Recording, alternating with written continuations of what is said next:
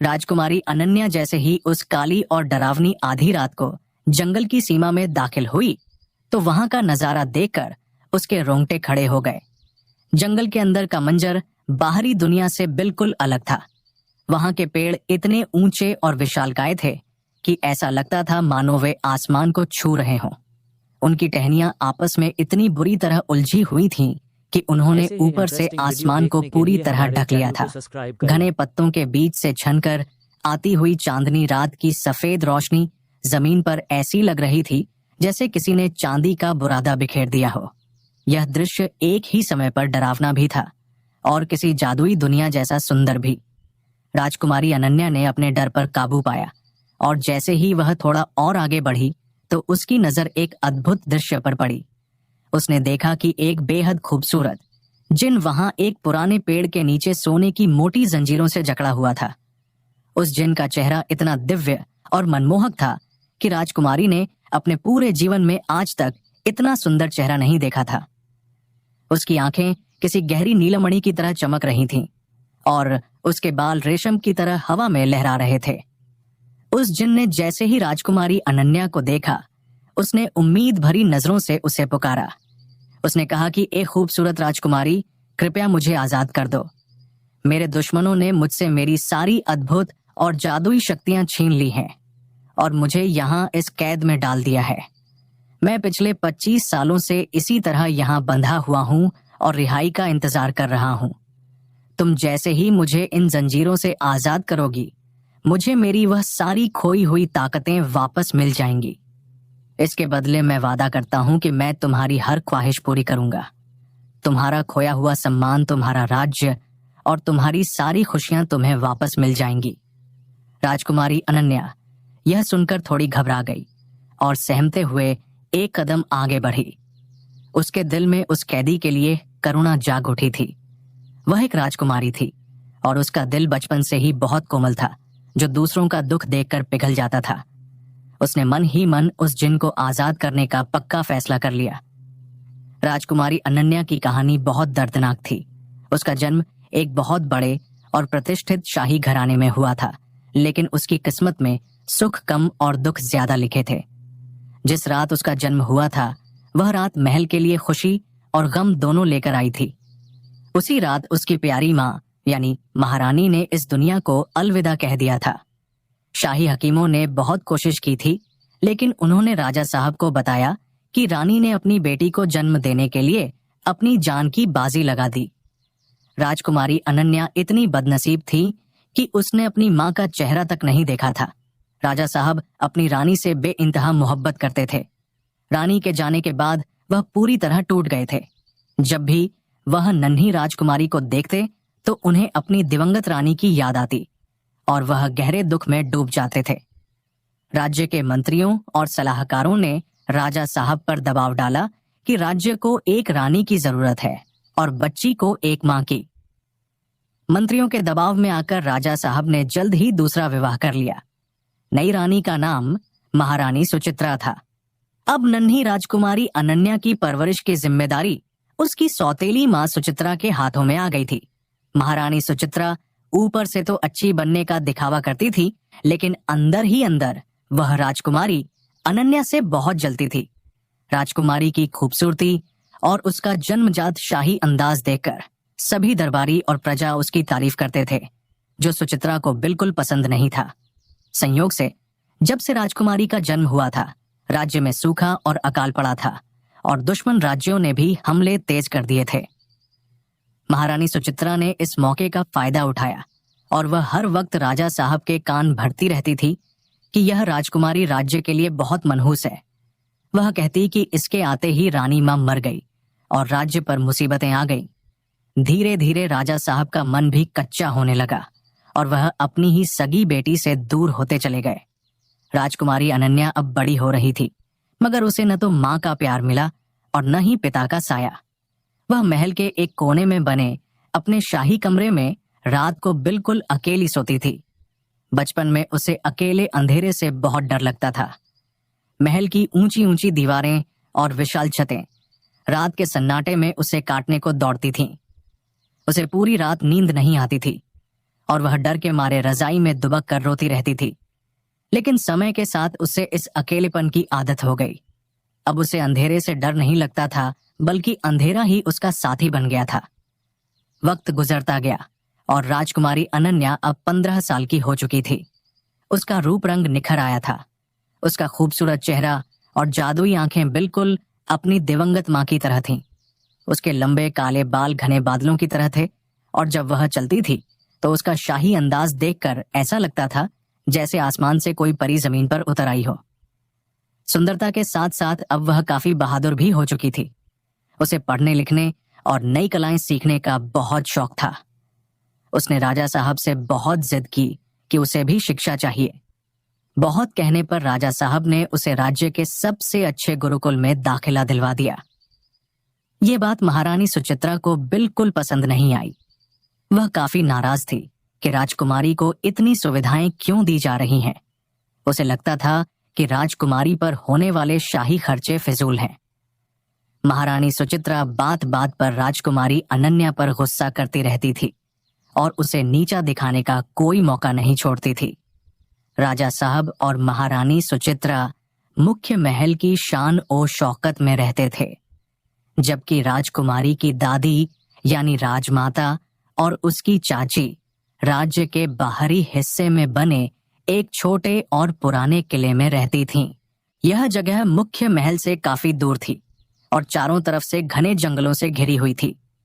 कभी कभार राजा साहब अपनी मां से मिलने वहां जाते थे, लेकिन राजकुमारी अनन्या ने आज तक अपनी दादी राजमाता का चेहरा भी नहीं देखा था। वह अक्सर अपने पिता से जिद करती थी कि उसे भी दादी से मिलना है, लेकिन राजा साहब हर बार सख्ती से मना कर देते थे और उसे डांट देते थे। राजकुमारी अनन्या पढ़ाई में बहुत होशियार और काबिल थी। उसने गुरुकुल में तीरंदाजी, तलवारबाजी, घुड़सवारी, संगीत, नृत्य और विभिन्न भाषाओं में महारत हासिल कर ली थी। वह अपने गुरुओं की सबसे प्रिय और होशियार शिष्या थी, लेकिन महारानी सुचित्रा उसकी शिक्षा के सख्त खिलाफ थी। उनका कहना था कि लड़कियों को इतना पढ़ने और हथियार चलाने की क्या जरूरत है। इसी तरह समय अपनी रफ्तार से गुजरता गया और राजकुमारी अनन्या अब 20 साल की हो चुकी थी। अब वह पूर्ण युवती थी और उसकी सुंदरता की चर्चा दूर दूर तक थी। उसका नूरानी चेहरा, उसका दयालु स्वभाव, उसका शाही अंदाज और उसकी धार्मिक प्रकृति सभी को मोहित कर देती थी। वह नियमित रूप से मंदिर जाती थी, पूजा पाठ करती थी और गरीब प्रजा की सेवा करती थी। प्रजा उसे बहुत प्यार करती थी, लेकिन बेचारी राजकुमारी को क्या पता था कि अब उसकी जिंदगी में और भी बड़ी मुसीबतें आने वाली थीं जो उसकी जिंदगी बदल देंगी। राजकुमारी अनन्या का गुरुकुल में एक बहुत अच्छा मित्र था जिसका नाम राजकुमार विशाल था। वह पड़ोसी राज्य का राजकुमार था और स्वभाव से बहुत ही सुशील और बहादुर था। दोनों बचपन से साथ पढ़े थे और अच्छे मित्र थे। एक दिन राजकुमार विशाल कुछ जरूरी पुस्तकें देने के लिए राजकुमारी के महल आया। उसने वे पुस्तकें सेविकाओं के माध्यम से महारानी सुचित्रा को दी और आग्रह किया कि यह राजकुमारी अनन्या तक पहुंचा दी जाए। बस फिर क्या था, महारानी सुचित्रा को तो जैसे मनचाहा बहाना मिल गया। वह गुस्से में तमतमाती हुई राजकुमारी अनन्या के कमरे में चली गई और उन पर बहुत जोर से चिल्लाने लगी। उसने राजकुमारी पर बहुत घटिया आरोप लगाए कि उसका किसी राजकुमार के साथ प्रेम प्रसंग चल रहा है और वह छुप छुप कर मिलती है। राजकुमारी अनन्या ने रोते हुए बहुत सफाइयां देने की कोशिश की कि वह सिर्फ उसका मित्र है और पढ़ाई की किताबें देने आया था, लेकिन महारानी ने उसकी एक न सुनी और धमकी दी कि मैं राजा साहब को सब कुछ बताऊंगी। राजकुमारी अनन्या बहुत रो रही थी। उसे समझ नहीं आ रहा था कि वह अपनी बेगुनाही कैसे साबित करे।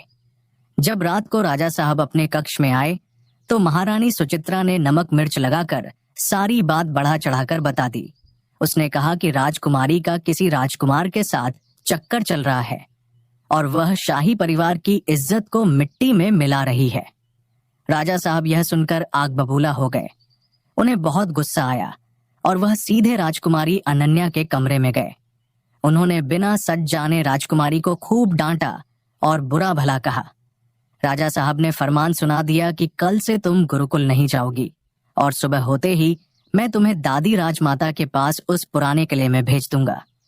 अब तुम वहीं रहोगी और इस महल में कभी वापस नहीं आओगी। राजकुमारी अनन्या ने अपने पिता के पैर पकड़कर बहुत मनाने की कोशिश की। उसने कसम खाई कि राजकुमार विशाल तो केवल उसका मित्र है, लेकिन राजा साहब ने एक न सुनी। राजकुमारी सारी रात अपने कमरे में सिसक सिसक कर रोती रही। उसके सारे सपने टूट चुके थे। उसकी शिक्षा अधूरी रह गई थी और अब वह अपने पिता से हमेशा के लिए दूर होने वाली थी। अगली सुबह होते ही महारानी सुचित्रा ने फुर्ती दिखाते हुए राजकुमारी का शाही सामान पैक करवा दिया। वह मन ही मन बहुत खुश थी, क्योंकि उसकी सालों पुरानी चाल सफल हो चुकी थी और कांटा रास्ते से हट गया था।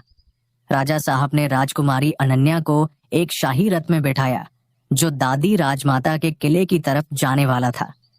वह किला राजधानी से काफी दूर था, इसलिए राजा ने साथ में कुछ खाने का सामान, थोड़े गहने और पर्याप्त पैसे भी रखवा दिए, ताकि उसे वहां कोई दिक्कत न हो। रथ में बैठी हुई राजकुमारी सारा रास्ता रोती रही। उसका दिल चकनाचूर हो गया था कि उसके अपने सगे पिता ने उसकी बात पर भरोसा नहीं किया। कई मीलों का लंबा और थका देने वाला सफर तय करने के बाद आखिरकार वह रथ दादी राजमाता के किले पहुंच गया। वह किला बहुत पुराना था, लेकिन अपनी बनावट में बहुत खूबसूरत और मजबूत था। चारों तरफ घना जंगल और ऊंची पहाड़ियां थीं। राजकुमारी अनन्या को यह सब बहुत अजीब और अलग लगा, क्योंकि वह तो मुख्य महल की रहने वाली थी, जहां हमेशा लोगों की भीड़ और चहल पहल रहती थी। यहां दूर दूर तक सन्नाटा था। राजकुमारी की चाची रानी कामिनी उसे लेने के लिए किले के मुख्य द्वार पर खड़ी थीं। जैसे ही राजकुमारी अनन्या रथ से उतरी, उसने अपनी चाची को देखा और दौड़कर उन्हें गले लगा लिया। वह उनके गले लगकर फूट फूट कर रोने लगी। चाची ने उसे संभाला और फिर दोनों दादी राजमाता के कमरे की तरफ चल दी। दादी का कमरा काफी अंदर था और वहां पहुंचने के लिए किले के अंदर लंबे और भूल भुलैया जैसे गलियारों से गुजरना पड़ता था। जब राजकुमारी अनन्या दादी राजमाता के कमरे में पहुंची, तो दादी राजमाता कुंती देवी ने अपनी पोती का बहुत प्रेम से स्वागत किया। वह अपनी पोती को इतने वर्षों बाद देख रही थीं। दादी की बूढ़ी आंखों में खुशी के आंसू छलक आए। उन्होंने कांपते हाथों से अनन्या का चेहरा छूकर कहा कि मेरी प्यारी पोती, आखिरकार तू मेरे पास आ ही गई। मैंने तुझे बचपन से सिर्फ चित्रों में देखा है। तू तो बिल्कुल अपनी मां की परछाई है। समय धीरे धीरे गुजरता रहा और राजकुमारी अनन्या अपनी दादी राजमाता की खूब सेवा करने लगी। दादी राजमाता अब काफी उम्र दराज हो चुकी थीं और उन्हें बुढ़ापे की कई बीमारियों ने घेर रखा था। राजकुमारी उनकी दवाइयां समय पर लाती, उनके लिए अपने हाथों से खाना बनाती और घंटों उनके पास बैठकर उनसे पुराने जमाने के किस्से सुनती थीं। एक दिन दादी राजमाता बिस्तर पर लेटी हुई बहुत कमजोर लग रही थीं।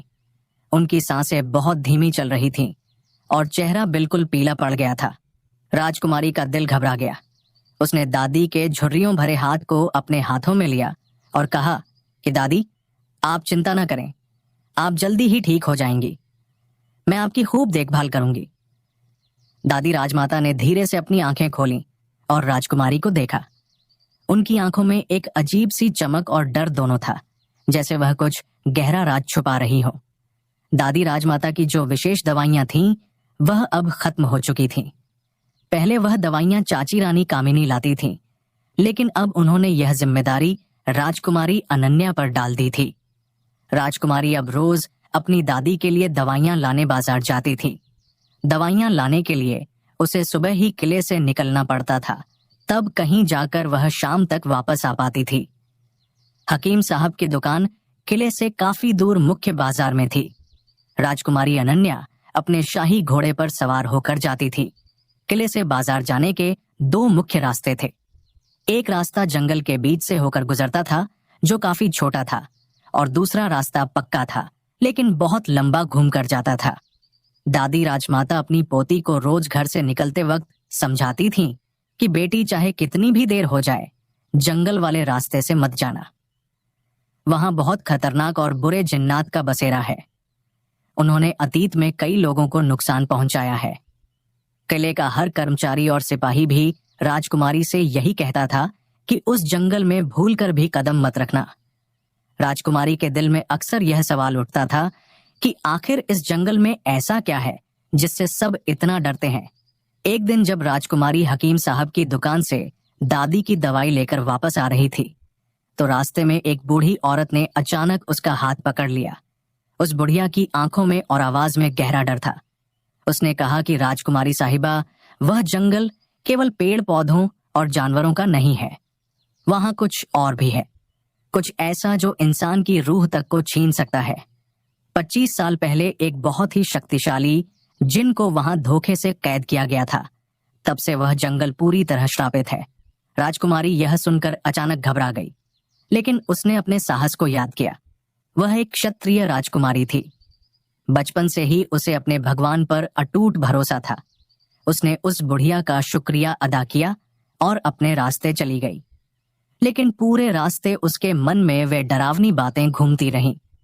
एक शाम जब राजकुमारी दादी के लिए कोई विशेष दुर्लभ दवाई लेने बाजार के दूसरे कोने में गई, तो उसे लौटते वक्त बहुत देर हो गई। सूरज पूरी तरह ढल चुका था और आसमान में अंधेरा छाने लगा था। किले के लोगों ने उसे पहले ही चेतावनी दी थी कि जंगल के रास्ते से वापस नहीं आना, लेकिन वही रास्ता सबसे छोटा था और रात हो रही थी। राजकुमारी ने सोचा कि अगर मैं लंबे रास्ते से गई तो बहुत रात हो जाएगी, इसलिए मैं जंगल के रास्ते से जल्दी किले पहुंच जाऊंगी। भगवान मेरी रक्षा करेंगे। उसने अपने घोड़े की लगाम संभाली और हिम्मत करके जंगल के रास्ते पर चल पड़ी। जंगल के अंदर दाखिल होते ही एक अजीब सा सन्नाटा पसरा हुआ था। पंछी अपने घोंसलों में जा चुके थे। हवा में एक रहस्यमय सरसराहट थी, जैसे सूखे पत्तों पर कोई चल रहा हो या कोई उससे कुछ फुसफुसाकर कह रहा हो। राजकुमारी ने अपने धड़कते दिल को समझाया और भगवान से प्रार्थना की कि हे ईश्वर, मेरी रक्षा करना। वह आगे की तरफ बढ़ती गई। जैसे ही वह थोड़ी दूर आगे गई, उसे कुछ अजीब महसूस हुआ। उसका घोड़ा भी बहुत बेचैन होने लगा था और हिनहिनाने लगा था। उसके पीछे से हल्की हल्की कदमों की आवाजें आने लगीं, जैसे कोई अदृश्य साया उसका पीछा कर रहा हो। उसने पीछे मुड़कर देखा, लेकिन वहां कोई नहीं था, सिर्फ घना अंधेरा था। उसने घोड़े की गति तेज कर दी, लेकिन अब वह आवाजें और भी करीब और स्पष्ट आती जा रही थीं। राजकुमारी के दिल की धड़कन बहुत तेज हो गई और डर के मारे उसके माथे पर पसीना आने लगा। राजकुमारी के घोड़े के कदम अब धीमे होने लगे, क्योंकि उसे लग रहा था कि जंगल का हर एक पेड़ उसे घूर रहा है। अचानक उसने एक सुनहरी रोशनी देखी जो दूर एक बड़े बरगद के पेड़ के पीछे से आ रही थी। वह रोशनी बहुत मनमोहक थी, जैसे कोई दिव्य प्रकाश वहां जल रहा हो। राजकुमारी के दिल ने कहा कि शायद कोई साधु संत वहां तपस्या कर रहा है जो उसे सही रास्ता दिखाएगा। लेकिन उसकी अंतरात्मा उसे खतरा महसूस करा रही थी। फिर भी वह रोशनी उसे चुंबक की तरह अपनी तरफ खींच रही थी। राजकुमारी घोड़े से उतरकर उस रोशनी के करीब गई। जैसे ही वह रोशनी के करीब पहुंची, उसने वही दृश्य देखा जिसका जिक्र कहानी की शुरुआत में हुआ था।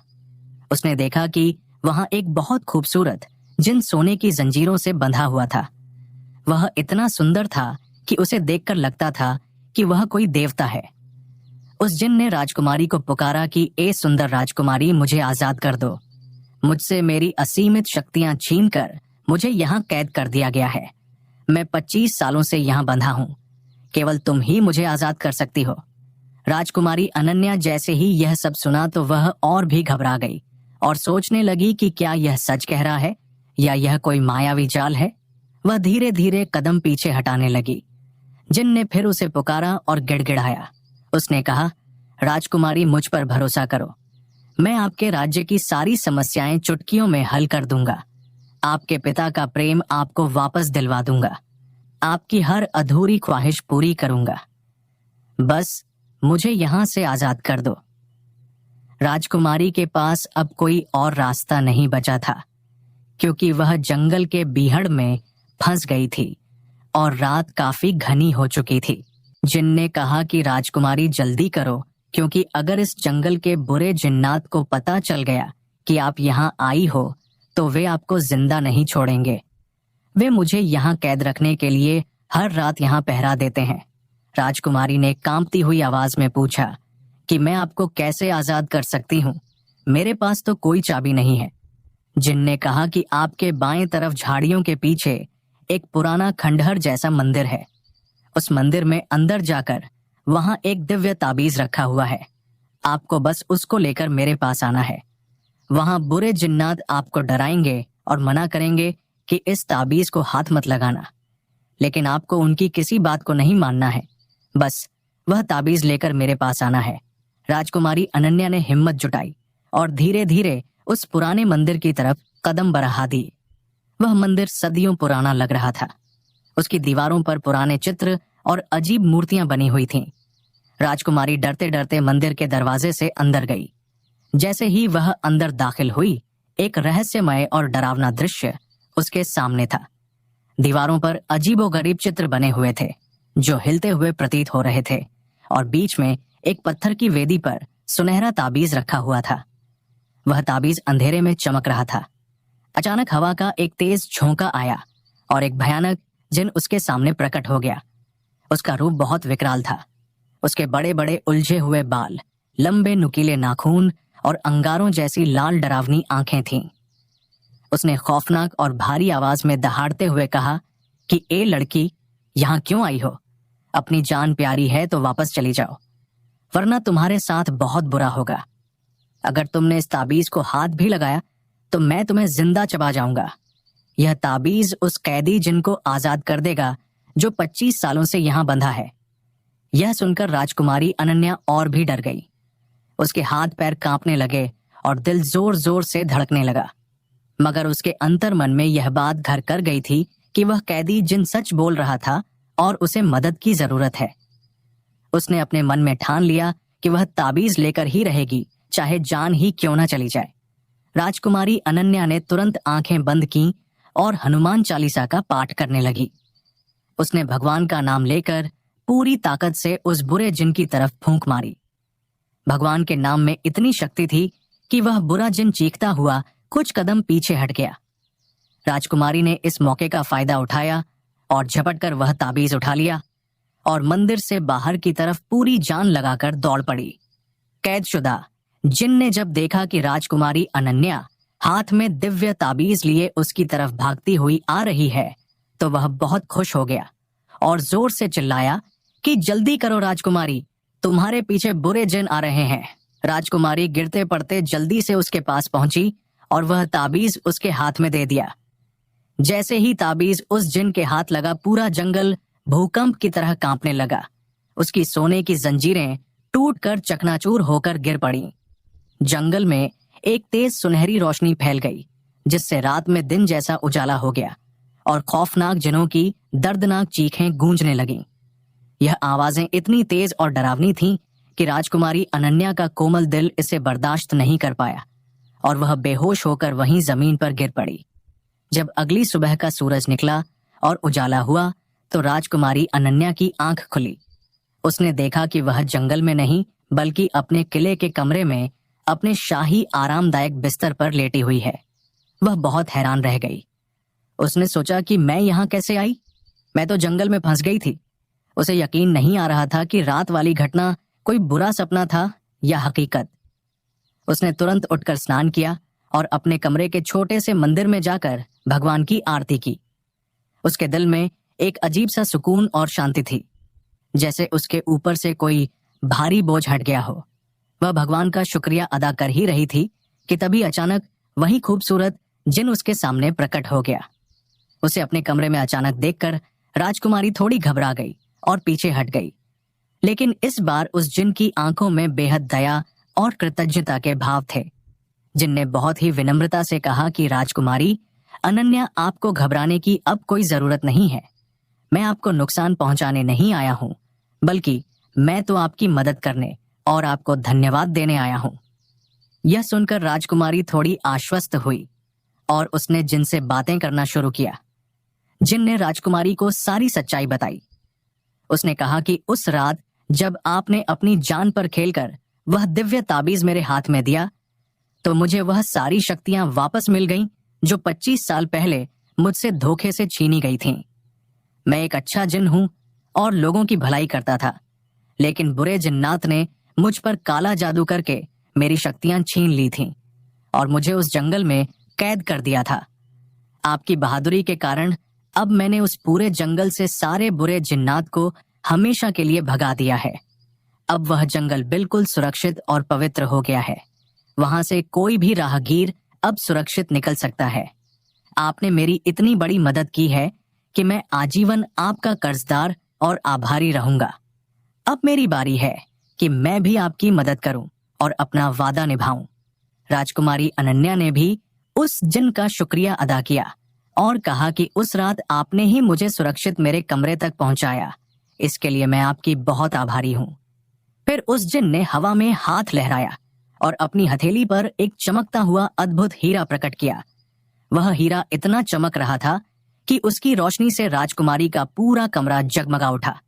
यह कोई साधारण हीरा नहीं था, बल्कि एक जादुई हीरा था जो कभी खत्म नहीं होने वाली खुशियां और धन दौलत देता था। राजकुमारी अनन्या ने जैसे ही उस हीरे को देखा तो खुशी से उसकी आंखें चमक उठीं, क्योंकि उसे एहसास हो गया कि अब उसकी दुखों भरी जिंदगी बदलने वाली थी। जिन ने वह हीरा राजकुमारी के हाथों में देते हुए कहा कि यह जादुई हीरा आपकी सारी समस्याओं का समाधान करेगा। इसकी बदौलत आपको वह सब कुछ मिलेगा जिसके आप हकदार हैं। अब मैं अपने कबीले और अपनी दुनिया में वापस जा रहा हूं और अब उस जंगल में आपको कोई भी बुरा साया नजर नहीं आएगा। यह कहकर वह जिन वहां से अदृश्य हो गया। राजकुमारी अनन्या बहुत खुश थी, क्योंकि अब उसके सारे अधूरे सपने पूरे होने वाले थे। राजकुमारी हाथ में वह जादुई हीरा लिए दौड़ती हुई अपनी दादी राजमाता के पास पहुंची और रात को जंगल में हुई पूरी घटना के बारे में विस्तार से सब कुछ बता दिया। दादी राजमाता पहले तो यह सुनकर थोड़ी नाराज हुई और डर गईं। वह बोली कि अगर तुम्हें कुछ हो जाता तो मैं खुद को कभी माफ नहीं कर पाती, लेकिन लगता है भगवान ने स्वयं तुम्हारी रक्षा की है। इस किले में सिर्फ दादी राजमाता ही थीं जो राजकुमारी अनन्या से सच्चा प्यार करती थीं। बाकी घर वाले तो उसे मनहूस और बोझ समझते थे। राजकुमारी ने दादी से कहा कि अब मैं आपका इलाज राज्य के सबसे बड़े और बेहतरीन वैद्य से करवाऊंगी। हमारे पास अब बहुत धन है। हम एक खूबसूरत महल बनवाएंगे और वहां शान से आराम की जिंदगी बिताएंगे। राजकुमारी अनन्या ने दादी राजमाता के अलावा किसी को इस जादुई हीरे के बारे में कुछ नहीं बताया। उसने चाची रानी कामिनी से कहा कि वह दादी राजमाता को लेकर इलाज के लिए मुख्य शहर जाना चाहती है। शहर पहुंचकर राजकुमारी ने जादुई हीरे की मदद से सबसे पहले शहर के बीचों बीच एक भव्य और विशाल महल खरीदा। यह महल इतना खूबसूरत था कि देखने वाले बस देखते ही रह जाते थे।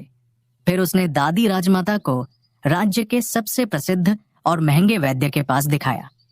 वैद्य जी ने जांच के बाद कहा कि राजकुमारी आपकी दादी की हालत गंभीर है, लेकिन सही और लंबे इलाज से वह पूरी तरह ठीक हो जाएंगी। दादी राजमाता का बेहतरीन इलाज शुरू हुआ। राजकुमारी अनन्या ने जहां अपनी शिक्षा मजबूरी में छोड़ी थी, वहां से उसे फिर से शुरू किया। उसने राज्य के सबसे अच्छे गुरुओं को बुलाया और उनसे राजनीति, कूटनीति और विभिन्न कलाओं की उच्च शिक्षा ली। उसका सपना था कि एक दिन वह एक योग्य और न्यायप्रिय शासक बने। कुछ ही महीनों में अच्छे खान पान और इलाज से दादी राजमाता का स्वास्थ्य पूरी तरह ठीक हो गया। वह फिर से पहले की तरह चुस्त और तंदुरुस्त हो गई थीं। राजकुमारी अनन्या अपनी दादी के साथ बहुत खुश थी। वे दोनों अब उस खूबसूरत महल में रानियों की तरह आराम से रहने लगी। थोड़ा ही समय गुजरा था कि राजा साहब को राजकुमारी के नए महल और उसकी बदलती हुई शानदार जिंदगी के बारे में पता चल गया। जब उन्होंने सुना कि उनकी बेटी ने शहर में एक भव्य महल खरीदा है, तो वह हैरान रह गए। राजा साहब को विश्वास नहीं हुआ। वह तुरंत महारानी सुचित्रा के साथ सच्चाई जानने के लिए राजकुमारी अनन्या के महल की ओर चल पड़े। जब उन्होंने सामने से उस महल को देखा तो उनकी आंखें फटी की फटी रह गईं। यह महल इतना भव्य और नक्काशीदार था कि राजा साहब के मुख्य महल से भी ज्यादा सुंदर और बड़ा था। महारानी सुचित्रा तो ईर्ष्या और हैरानी से वहीं जमीन पर बैठ गई। वह सोच रही थी कि जिसे हमने घर से निकाल दिया था, उस राजकुमारी के पास इतना बेशुमार पैसा कहां से आया। राजकुमारी अनन्या उस वक्त अपनी बालकनी से नीचे बगीचे का नजारा देख रही थी। तभी उसने देखा कि नीचे मुख्य द्वार पर उसके पिता और महारानी सुचित्रा खड़े हैं। वह तुरंत सीढ़ियों से नीचे आ गई। राजा साहब ने जैसे ही अपनी बेटी को देखा तो उनकी आंखों में आंसू आ गए। राजकुमारी अनन्या अब पहले से कहीं ज्यादा खूबसूरत, आत्मविश्वास से भरी और तेजस्वी लग रही थी। उसके चेहरे पर एक अलग ही शाही चमक थी। राजा साहब अपनी बेटी के पास आए और हाथ जोड़कर उससे माफी मांगने लगे। उन्होंने कहा कि मेरी बेटी, मुझे माफ कर दे। मैंने तेरे साथ बहुत गलत किया है। मैं एक बुरा पिता साबित हुआ। मैंने तेरी सच्चाई नहीं सुनी और तुझ पर भरोसा नहीं किया। अपने पिता को इस तरह माफी मांगते देखकर राजकुमारी अनन्या की आंखों में भी आंसू आ गए। वह बोली कि पिताजी, आप मुझे शर्मिंदा ना करें, आप मेरे पिता हैं। और उसने आगे बढ़कर अपने पिता को गले लगा लिया। इतने में दादी राजमाता भी तैयार होकर नीचे आ गई। वह पहले से कहीं ज्यादा स्वस्थ और बेहतर दिख रही थी। राजा साहब अपनी मां को देखकर भी हैरान रह गए कि वह इतनी तंदुरुस्त कैसे हो गई, जबकि वह तो बिस्तर पर थी। राजकुमारी अनन्या ने रोते हुए अपने पिता से अपने दिल की दबी हुई बात कही। उसने कहा, पिताजी, मैंने जन्म लेते ही अपनी मां को खो दिया था। मैंने तो उनका चेहरा तक नहीं देखा था। मुझे बचपन से आपके प्यार और साय की बहुत जरूरत थी, लेकिन मैं पूरे 20 साल तक आपके प्यार की एक झलक के लिए तरसती रही। मैं इसी उम्मीद में जीती रही कि एक दिन आएगा जब मेरे पिता मुझसे प्यार करेंगे, मुझसे 2 मीठे बोल बोलेंगे। लेकिन आपने तो दूसरों की बातों में आकर मुझे घर से ही निकाल दिया। यह सुनकर दादी राजमाता और राजा साहब दोनों की आंखों में पश्चाताप के आंसू आ गए। राजा साहब लगातार अपनी बेटी से माफी मांगते रहे। राजकुमारी अनन्या का दिल बहुत बड़ा था। उसने सच्चे दिल से अपने पिता को माफ कर दिया। उसने कहा, पिताजी, जो हुआ सो हुआ। अब हम पुरानी बातें भूलकर सभी मिलकर खुशी से रहेंगे। यही राजकुमारी अनन्या, जिसे पहले सब लोग मनहूस समझते थे, आज उससे बात करने के लिए तरस रहे थे। महारानी सुचित्रा भी अब राजकुमारी से डरने लगी थी और कोने में चुपचाप खड़ी थी, क्योंकि उसे एहसास हो गया था कि राजकुमारी के पास अब बहुत शक्ति और धन है। समय सुखपूर्वक गुजरता रहा और कुछ महीनों बाद वृद्धावस्था के कारण दादी राजमाता कुंती देवी का निधन हो गया। राजकुमारी अनन्या बहुत दुखी थी, क्योंकि यही दादी राजमाता थीं, जिन्होंने उसे मां की तरह प्यार दिया था और हर सुख दुख में उसका साथ दिया था। उसने दादी राजमाता का बहुत भव्य और सम्मान के साथ अंतिम संस्कार करवाया। कुछ दिनों बाद एक दिन राजा साहब को गुप्तचरों द्वारा सारी सच्चाई पता चल गई कि किस तरह महारानी सुचित्रा ने झूठे आरोप लगाकर राजकुमारी को बदनाम किया था और उसे घर से निकलवाया था। उसी दौरान राजकुमार विशाल भी खुद राजा साहब के पास आया और उसने सारी सच्चाई बताई कि वह उस दिन केवल पुस्तकें देने आया था और राजकुमारी अनन्या का सिर्फ एक अच्छा मित्र है। राजा साहब को अपनी गलती का बहुत गहरा एहसास हुआ। उन्हें सुचित्रा पर बहुत क्रोध आया। उन्होंने तुरंत महारानी सुचित्रा को तलाक देकर महल से और राज्य से हमेशा के लिए निकाल दिया। राजा साहब को अपनी बेटी पर किए गए अन्याय का बहुत पछतावा हुआ और इस गम में वह बहुत बीमार हो गए। जब राजकुमारी अनन्या को यह पता चला तो वह तुरंत अपने पिता के पास मुख्य महल पहुंची। उसने देखा कि राजा साहब बिस्तर पर बहुत कमजोर पड़े हैं और उनका शरीर सूख गया है। राजकुमारी की आंखों में आंसू आ गए। उसने तुरंत अपने पिता को अपने नए महल में बुलवाया और राज्य के सबसे बेहतरीन वैद्य से उनका इलाज करवाया। वैद्य ने बताया कि राजा साहब का दिल बहुत कमजोर हो गया है और उन्हें तनाव की वजह से दिल का दौरा पड़ने का खतरा है। राजकुमारी अनन्या ने भगवान का शुक्रिया अदा किया कि वह सही समय पर पहुंच गई। राजा साहब का इलाज शुरू हुआ। जब राजा साहब की हालत में सुधार हुआ तो राजकुमारी उनसे मिलने गई। राजा साहब ने फिर से रोकर माफी मांगी। राजकुमारी ने कहा, पिताजी, अगर आपको कुछ हो जाता तो मैं खुद को कभी माफ नहीं कर पाती। अब जो भी हुआ है उसे भूल जाइए। आप अब हमेशा मेरे साथ इसी महल में रहेंगे। वैद्य ने कुछ हफ्तों की देखभाल के बाद राजा साहब को पूरी तरह स्वस्थ घोषित कर दिया। राजकुमारी अनन्या अपने पिता को अपने साथ ही रखने लगी। अब वह अपनी शिक्षा पूरी करने के साथ साथ अपने पिता की भी बहुत देखभाल करती थी। राजकुमारी अनन्या ने अपनी राजनीति की शिक्षा पूरी की और वह राजा की सबसे बड़ी और विश्वसनीय सलाहकार के रूप में काम करने लगी। उसने अपने धन से कई गरीब लोगों की मदद की, अनाथालय बनवाए और राज्य में कई अच्छे काम करवाए, जिससे प्रजा में उसकी जय जयकार होने लगी। राजा साहब अपनी बेटी की सफलता देखकर बहुत खुश थे। वह हमेशा राजकुमारी को दुआएं देते थे और उसकी बुद्धिमानी की तारीफ करते थे। कुछ समय बाद राजकुमार विशाल ने राजा साहब और राजकुमारी अनन्या के सामने शादी का प्रस्ताव रखा। दोनों एक दूसरे को पसंद करते थे और अच्छे मित्र भी थे। राजा साहब ने खुशी खुशी इस रिश्ते को मंजूरी दे दी। राजकुमारी अनन्या और राजकुमार विशाल की शादी बहुत धूमधाम और शाही तरीके से हुई। पूरे राज्य में कई दिनों तक जश्न मनाया गया। राजकुमारी अनन्या अब खुशी खुशी अपने पति और अपने पिता के साथ रहने लगी। उसके जीवन से अंधेरा हमेशा के लिए मिट चुका।